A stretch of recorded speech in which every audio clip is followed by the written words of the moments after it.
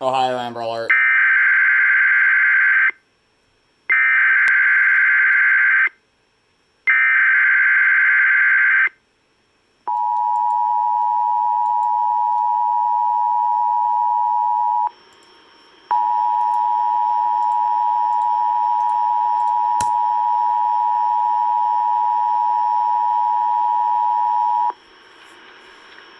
We interrupt this program to activate the emergency alert system for an Amber Alert.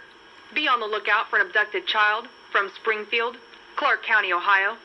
The child was taken from 700 Selma Road, Springfield, Ohio, at 5:22 p.m. on Friday, April 22nd, 2022.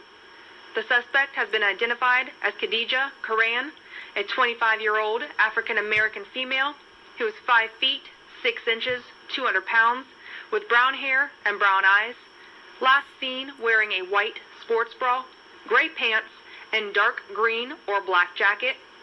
The abducted child is Caden Karan, a 7-year-old African-American male who is 3 foot tall and approximately 60 to 80 pounds, with black hair and brown eyes, last seen wearing an aqua blue shirt with no sleeves, dark blue shorts, and red and black Nike shoes.